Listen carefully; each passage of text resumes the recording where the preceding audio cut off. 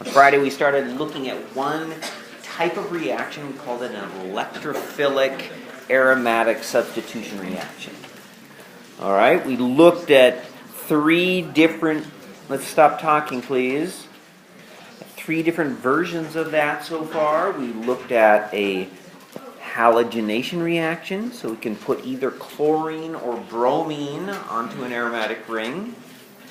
We looked at a nitration reaction, which puts a nitro group on the benzene ring. And we looked at sulfonation, which puts a sulfonic acid group on the benzene ring. Okay, each of these reactions take two main parts. The first part is to create the reactive electrophile that will react with the benzene ring. Those steps to create the electrophile, that's where each of these reactions is somewhat different. What we saw is they all involve either Lewis acid-Lewis base reactions or Bronsted-Lowry acid-base reactions. Okay, so they all involve some acid-base chemistry. Second step is the same essentially in every one of them. The benzene ring acts as a nucleophile, it reacts with the electrophile to form a resonance-stabilized carbocation intermediate. And then the final step, we pull a proton off the position on the benzene ring that is bearing the electrophile, and it reforms the benzene ring, the aromatic ring. Okay? So that's kind of where we're at. What we're going to do today, I didn't quite finish this, we are going to look at two more types of electrophilic aromatic substitution reactions. These are the acylation reaction and the alkylation reaction. So we're going to make some carbon-carbon bonds. Then what we're going to do is we are going to kind of step back and we're going to look at some reactions that we could do on these substituents that we just put on the benzene ring. Okay? So we can look at to modify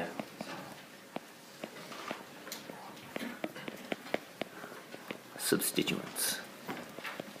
Once we learn how to modify those, then we'll go, I don't know if it's backwards or forwards, but we will then look at what happens if we want to put a second group onto the ring.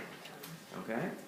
So we'll be able to combine all of this into some interesting synthesis. All right, any questions? Long intro there. Let's do a clicker question. All right, so let's look at these next two reactions. They're called the Friedel-Crafts. Both are called Friedel-Crafts reactions. And the first one we're going to look at is the Friedelcrafts Insulation. Here's a picture of Charles Friedel and James Kraft. They invented or discovered these reactions back in 1877. All right? Seems like you'd have to be careful with those kind of white beards they've got. They'd probably catch on fire in the lab or something like that. All right, so they discovered these interesting reactions though, because we can actually put carbon substituents onto the benzene ring. All right, they're going to follow similar steps as what we've just looked at in the other reactions.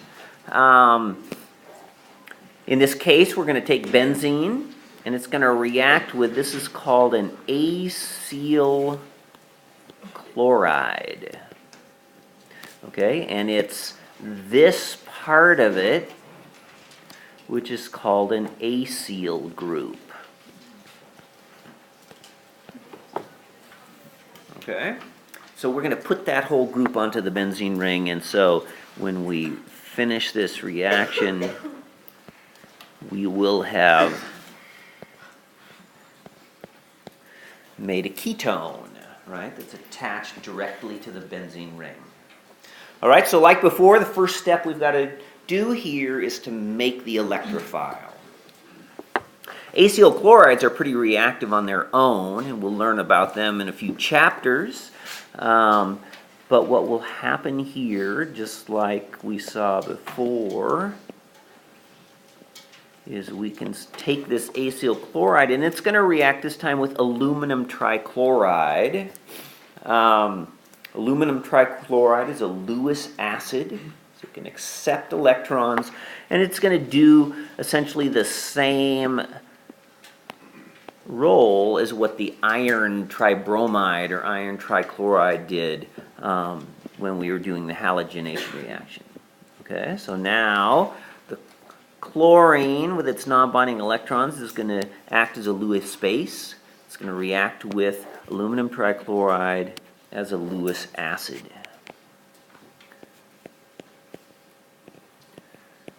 This gives us kind of a Lewis acid, Lewis base adduct, which is going to put a plus on the chlorine, right, and a minus on the aluminum.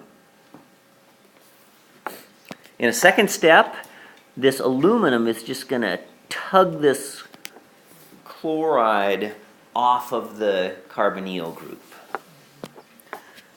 And when that happens, it's going to form this acylium ion, right, which we saw in mass spectrometry. So this also has a resonance contributor where these electrons are donated down to that plus. And you could also draw it like this with a triple bond with the oxygen, with a plus on the oxygen. Okay, the other byproduct over here is, of course, going to be aluminum tetrachloride with a minus on the aluminum. All right. All right, so this acylium ion up here is our active electrophile. Okay, so it's going to react with benzene. Yeah. Should it be chloride 3? Oh, it's 4. Yep, it should be. Thank you. There. Okay. Okay, so here's our benzene. And where it's easiest at this point are just to draw in the H's along that double bond that we're going to react, just so you don't forget and you keep count of everything. So this is going to react with our acylium ion, the plus here. Just goes like this.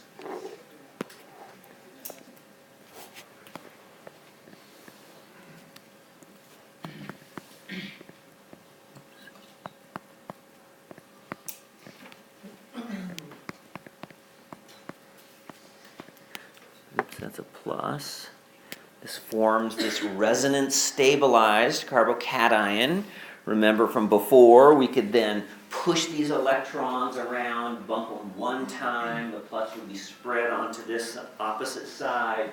We could do it again, it would be spread here, and so that plus charge is delocalized over 3 different carbons in the ring.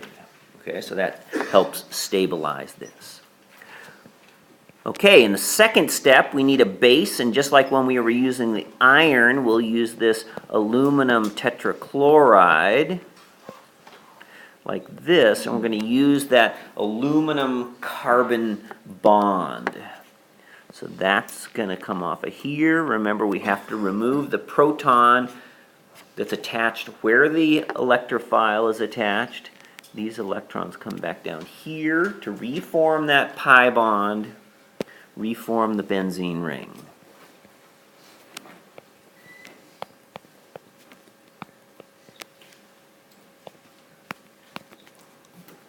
Okay, plus aluminum trichloride, which can then go back up and react with another acyl chloride. All right, see how this one is just following the same procedure we already did. Okay. Is similar, except we're just using an alkyl chloride. Okay, so in this case, we are just going to add this R group onto the benzene ring. Okay, I'm going to show you a couple of different, slightly different versions here. Instead of just using R, I'm going to say, oh, let's take this tert butyl chloride. And let's say we're going to put that onto the benzene ring. Okay, so that's going to react with aluminum trichloride, just like the acyl group did. The chlorine is going to act as a Lewis base, react with the Lewis acid.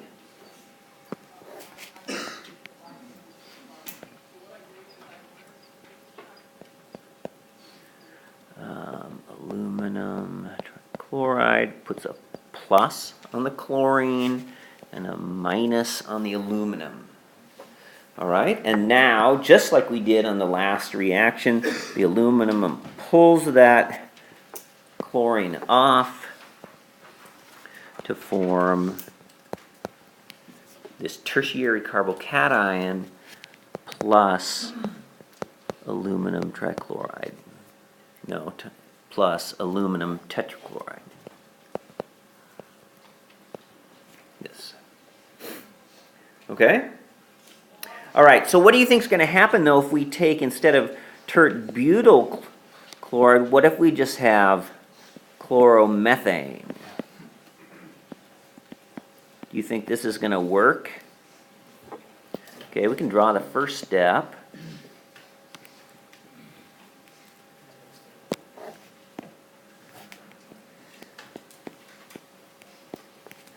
Gives us this.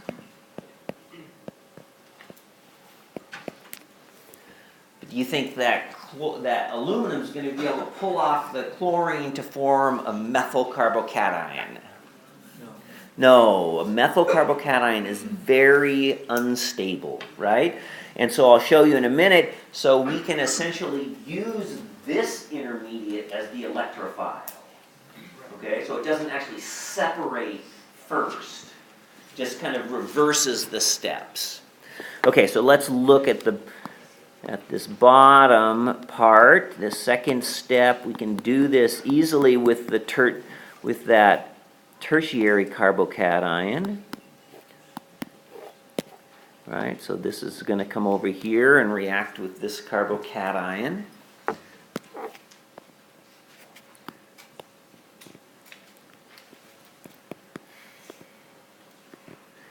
Add that tert butyl group to give us our resonance stabilized carbocation. All right, and in the second step, it's just like that acylation reaction. We can use the aluminum chlorine bond like this to reform the benzene ring. Okay, the other way that we could do this, really, if this is kind of a little bit confusing, is you can think of this as just an Lewis acid, Lewis base product, right? So we could dissociate these into chloride plus aluminum trichloride, our catalyst, right? And then you can think of this as just being chloride being the base pulling off that proton, right? Chloride is just the conjugate base of hydrochloric acid. All right, if we use the methyl, oh, I didn't finish that there. Oops.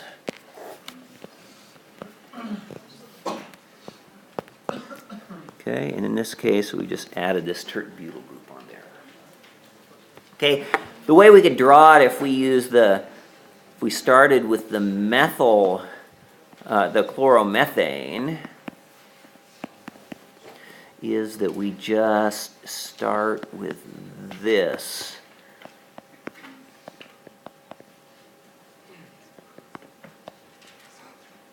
Minus plus. And then this just attacks the carbon, and then the electrons go onto the chlorine. Okay, so it's just like reversing two steps.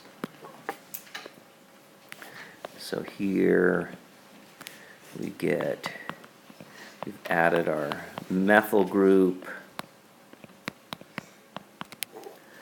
And in our final step, we still have the same, oops.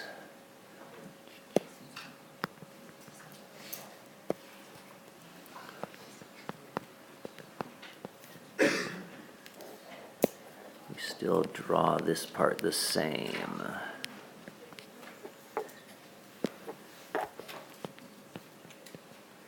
Okay, and so it does work by putting methyl group on there. It's just the electrophile is just slightly different. Okay? All right, what if we're trying to secondary alkyl halide? Okay, what we're trying to do here, put this butyl group on. We'd like to make this. All right, but in fact, that's not what we get. Okay, what we get is this. So why would that be? Right, so we're going to get, because the primary carbocation that would form would be unstable, right? So we can get a 1,2 hydride shift to form a secondary carbocation. All right, so the way that this works is that here's our alkyl halide. I'm just going to go straight to the intermediate here. So this all happens just the same as what we saw before. I'm not going to draw out the whole thing. So we have this minus and this plus. And from this stage, instead of the aluminum just pulling the chloride off all in one step, what happens is one of the hydrogens on the adjacent position is able to bump over here, and then this can come off. Okay, so this is a 1,2 hydride shift.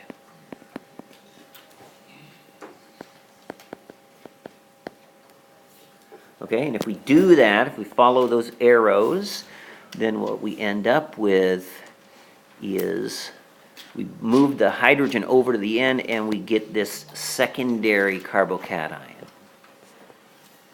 And it's that secondary carbocation that reacts with the benzene. Okay, so we just can't make that primary carbocation because it likes to rearrange. All right, what about the next one? What product do you think we'll get for the next reaction?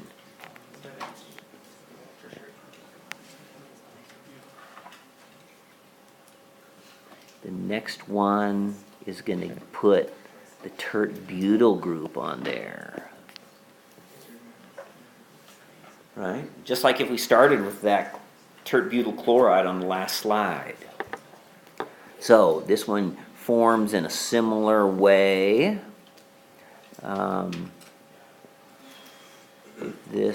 Let's just put this together already. Okay, so we'd start by the chloride reacting with the aluminum trichloride, and then we would get this. All right. And likewise, it doesn't want to form this primary carbocation because it's so unstable, but we have this more highly substituted position on the next carbon over.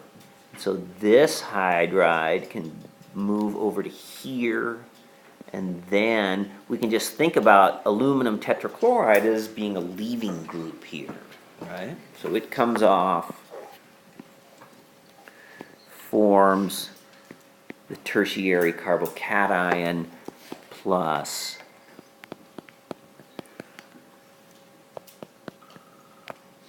this, all right? And then the reaction goes just like what we saw on the last slide. Okay? So we're going to have to come back to this in a little bit. So the question would be, how do we actually make this compound? Right? Because so far we can't just put an alkyl chain on there, right? So we're going to have some way to get around that problem. Okay? So we got to learn a new reaction before we can do that, though. All right. We can do Friedel-Crafts reactions in other ways, too. All we need, essentially, is a carbocation to react with benzene ring. We know various ways to make carbocations, right? Well, let's just show this reaction. So what if we just take this alkene, presence of a strong acid, we get the same thing as what I drew up on the top reaction. So how would that work?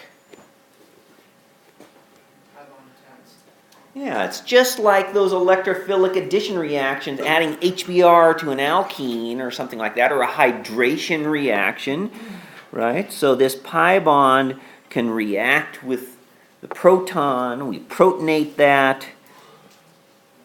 Once we do that, we end up with a secondary carbocation, right? But we don't have bromide or water to react with it now. What we do have to react with it as the nucleophile is the benzene ring. Okay, so this is going to then just follow the same thing that we did before.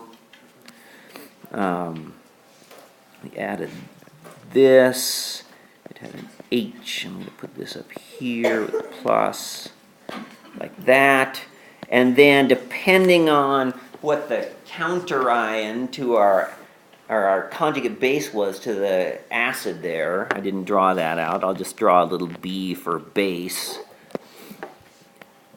This would come in here, take that proton, and that would reform the benzene ring. Okay? So once a carbocation forms, it doesn't really know where it came from. It just does the same reactions, whether it came from an alkyl halide, whether it came from an alkene, whether it came from an OH, you know. We know various ways to make those carbocations. All right, so what have we done so far here? We have learned our general mechanism for electrophilic aromatic substitution reactions, and we've learned how to put halogens, nitro groups, sulfonic acids, acyl groups, and alkyl groups onto benzene rings. Okay?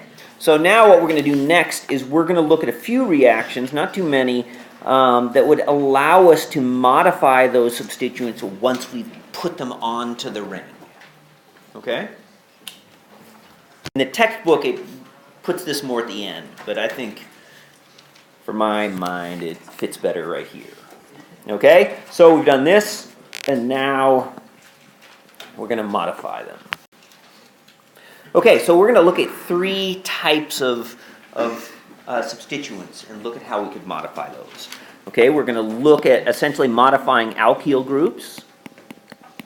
All right, so we could have alkyl benzenes. These would be the product of the Friedel-Crafts alkylation reaction, or they could be.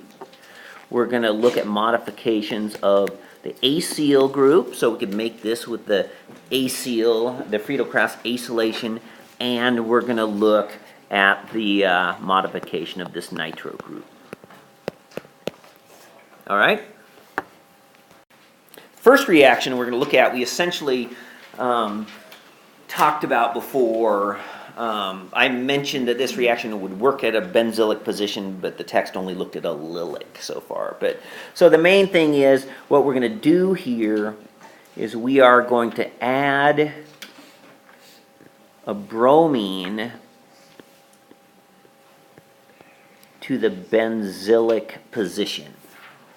Okay, so it's going to be a substitution reaction. So what kind of conditions do you think, or what kind of mechanism would be involved in this reaction? A radical reaction, exactly right.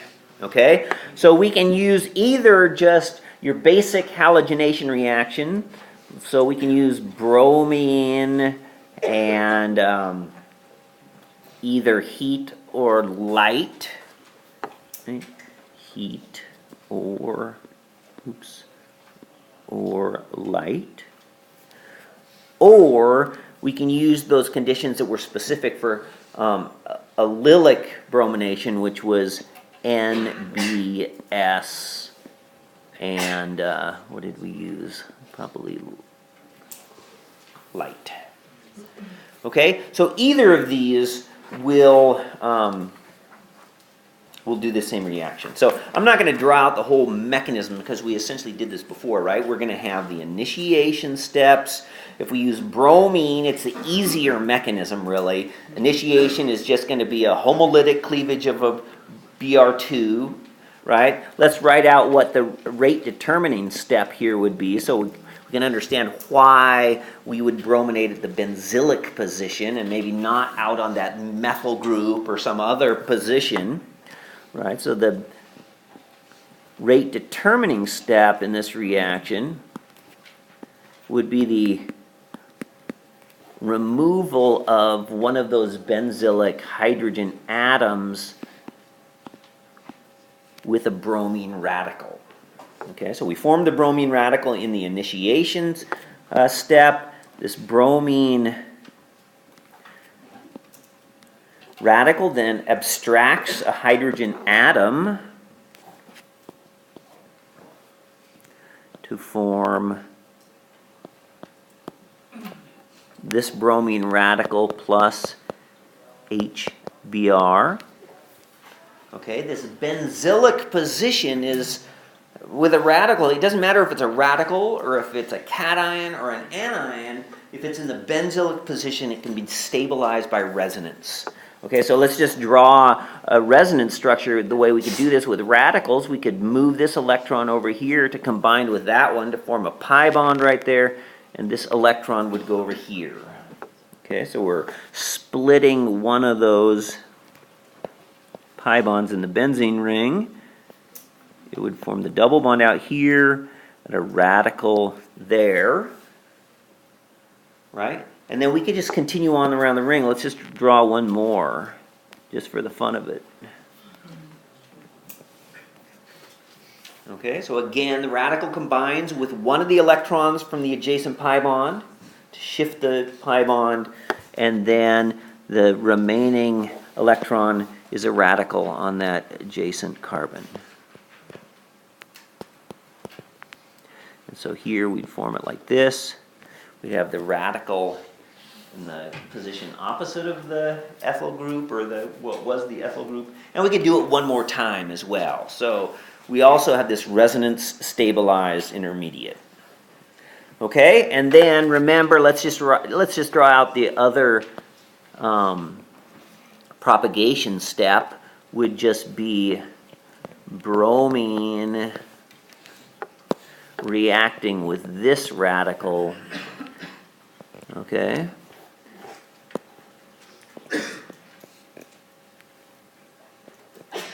To form our product plus another bromine radical that can then go back up and react with another ethyl benzene. Okay, so here's a question.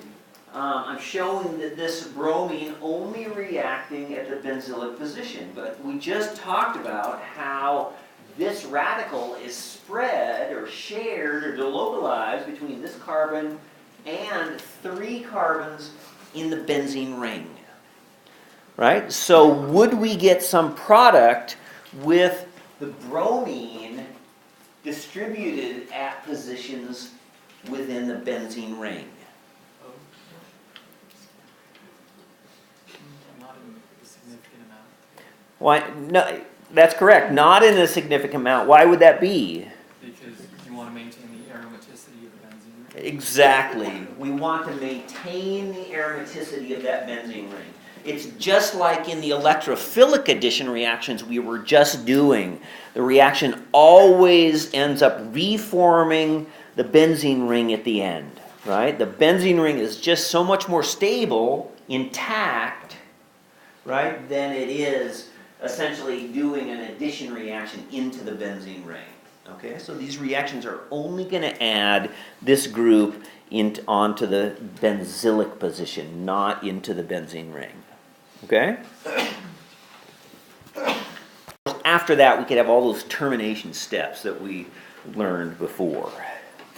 Okay, so there's another interesting reaction of the benzylic position. The benzylic position is more reactive than normal alkyl carbons because of its position and because of the resonance and all of that kind of thing.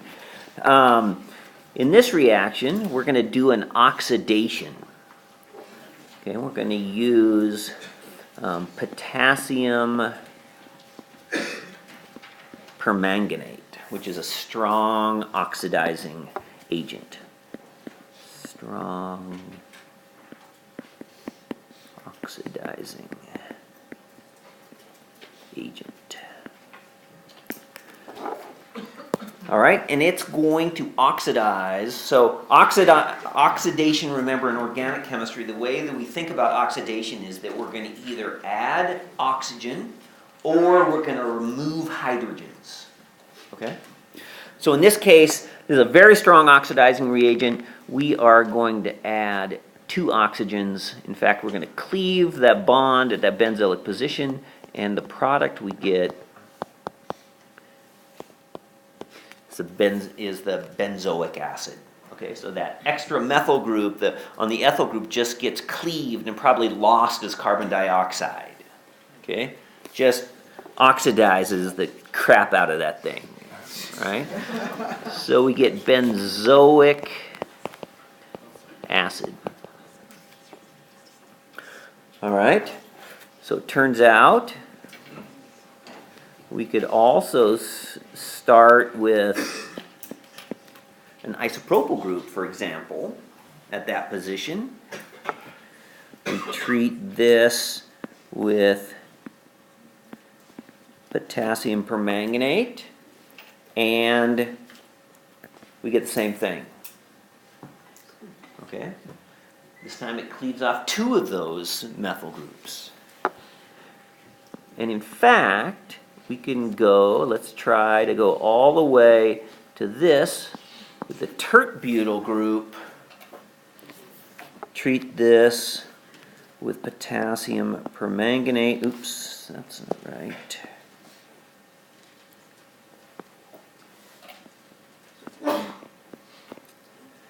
And no reaction. What's the difference between the bottom example and the top 2?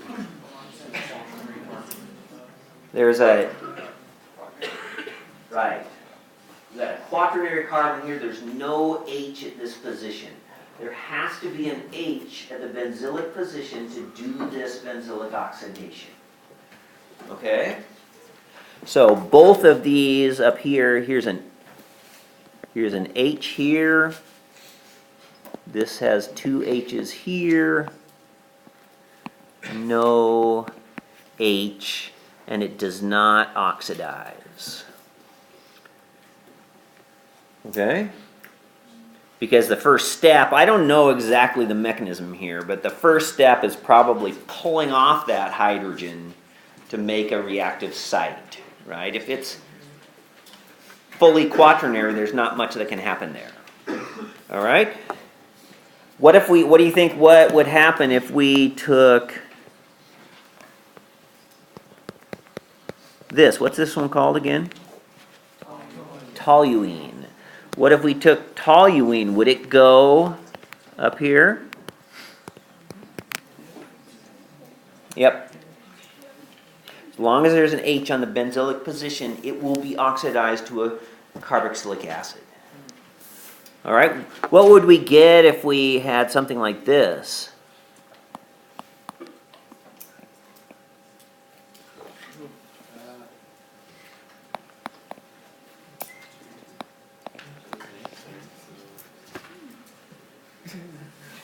Would we get benzoic acid?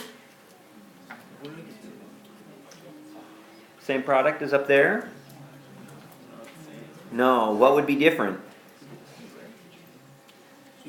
There'd be 2 carboxylic acids, right? Each of the positions where there's an alkyl group attached would have a carboxylic acid. All right? Tricky, huh?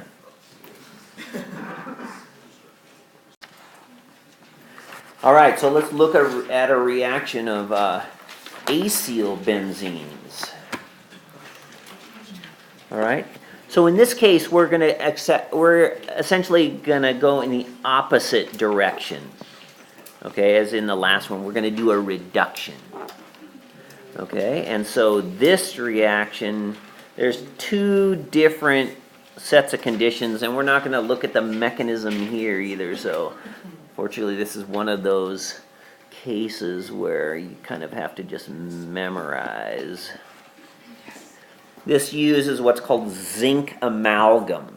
So amalgam is a mixture of metals, and it's here a mixture with zinc and mercury. And we do this under acidic conditions. And let's just say we can use this, and now we'll do them separate. Okay, if we do this reaction, then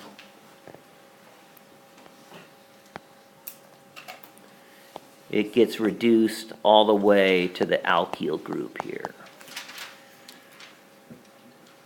Okay, and we essentially lose a water molecule off the top. The oxygen with two H's comes off as a water molecule. Okay, so this reaction is called the Clemmensen reduction. We have another version of this which uses this molecule has like two NH2s. This is called hydrazine. And this one is in basic conditions. All right, and this just gives the same product. Okay, this is called the Wolf. I think it's two F's.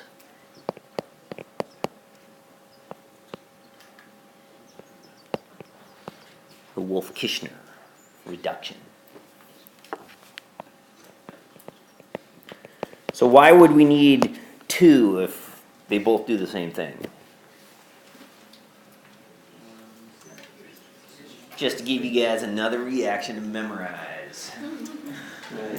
I had to memorize it when I took this class, so you guys get to as well. No, it's oftentimes good to have complementary reactions, right? So for example, if we had some other functional groups on the molecule that a functional group that was acid sensitive, okay, would make it fall apart if we used a strong acid. Then we wouldn't be able to use the Clemmensen reduction, but we could do the Wolff-Kishner, right? So depends on what else is in the molecule, all right? So these amalgams are kind of interesting. I had to, let's see, was that zinc? Trying to remember what I did. No, I tried to make, when I was in grad school, the sodium amalgam. And so the way that this worked is I put in a big flask a bunch of sodium metal, and I had a hot bath, and I had an overhead mechanical stirrer. And so you'd heat that sodium metal, and it if you heat it enough, it's not even that high, and the sodium melts. It's just this liquid. It looks kind of like mercury. And then I had a thing, you guys know what separatory funnels by now are, right? So I had this thing, it's called an addition funnel, but it looks kind of like a separatory funnel, but it sticks on top of the big round bottom flask. So you can open a stopcock and drip something in. So I had the melted sodium stirring in the bottom, and I was supposed to just open up a valve and shoot in like 60 milliliters of mercury. And then it was supposed to mix and make this kind of homogeneous sodium amalgam. Right, so I'm in there doing this, and when I when I opened that stopcock to drip in, it just went in there and it just solidified into this big chunk. It looked like a rock in there. And then, of course, when I wanted to try to use it, here I had a chunk like this big in a big flask like this, and the hole into the flask is only this big. Right? So how do you get it out? And that stuff is air sensitive too. And so I'm sitting in there I got this little spatula trying to chip it away. And of course I hit that thing and then it bounces off and it just pokes a hole right through the bottom of the flask. And then I'm like, oh crap, and I just kicked the trash can across the room. I was in the lab, I think it was on a Saturday and nobody else was there. But I had to break the whole flask off of there and stuff. The sodium amalgam still worked though. The reaction actually worked. So, but it was a frustrating day. So why would we want to use this? So let's go back. Let's just finish off. I think I might have this on a later slide though. Let's go back to the reaction where we wanted to put this primary, we wanted to do the reaction of the benzene with the primary alkyl halide. Right? So we used aluminum trichloride and we found out that we got the wrong product. But so the question is, how could we do this? All right? So if we take into mind this reaction that I just gave you here, can anybody come up with a way that we might be able to make our desired product, which would be this one here? We just want to add this butyl group onto here.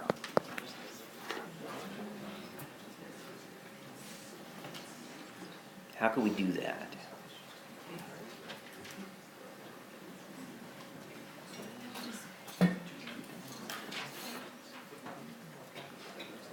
All chemistry we learned today.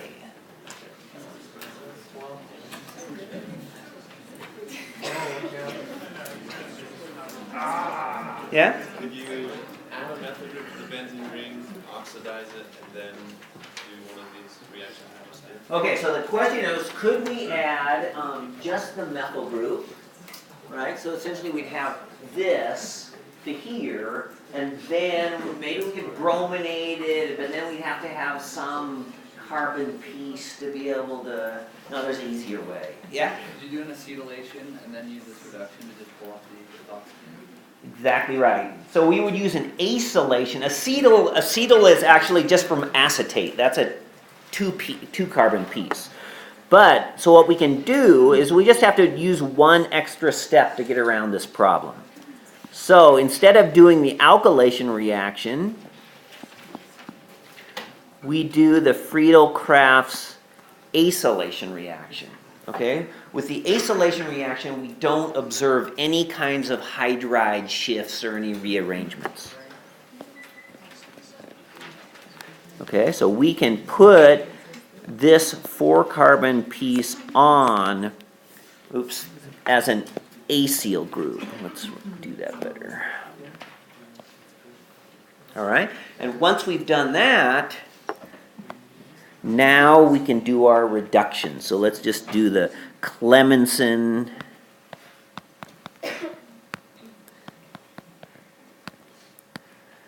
and heat, and it reduces the ketone to give the CH2 group, and now in 2 steps we have put on this alkyl chain. Okay? All right. So let's, let's just do, I got just one more, 1 minute. Okay, the last one is just a reaction of a nitro group. Okay, and this is just straightforward. All we're going to do here is reduce this as well. And when we reduce a nitro group, it has to go through a number of steps, but we can form this amine. Okay, so what's this molecule called? Aniline. right? So they give you 3 conditions in the text. One is a hydrogenation reaction with hydrogen and, oops, not chlorine, palladium on carbon. Okay, another set of conditions. I don't know why we need both of these. Let's just do one of these. Let's say tin and hydrochloric acid. Okay?